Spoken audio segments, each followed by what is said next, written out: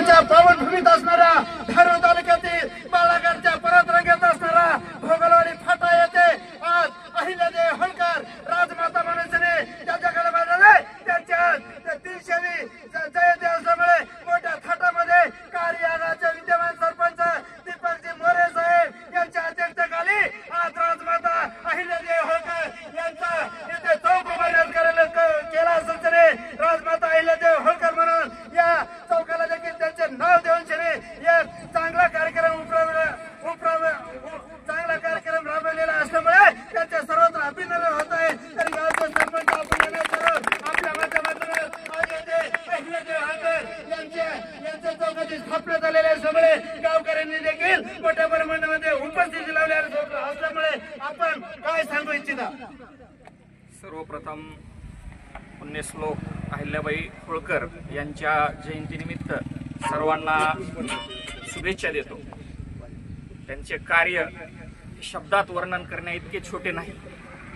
त्यांनी राजकारणासोबतच सामाजिक सखोल कसा निर्माण केला याचं एक जिवंत मूर्तिमंत उदाहरण म्हणजे राजमाता पुण्यश्लोक अहिल्याबाई होळकर यांची आज 300वी जयंती।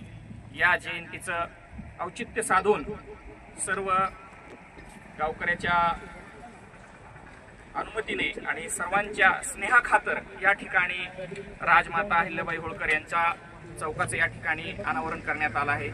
त्यामध्ये सर्व गावातील पलाटे मावळे या ठिकाणी अहोरात्र कष्ट करून या ठिकाणी राजमाता अहिल्याबाई होळकर यांचा या ठिकाणी चौक त्यांनी निर्माण केला। त्याबद्दल त्यांचे सुद्धा मी या ठिकाणी अभिनंदन करतो। पुनश्च एकदा या राजमातेच्या 300व्या जयंतीनिमित्त सर्व समाज बांधवांना या ठिकाणी शुभेच्छा देतो।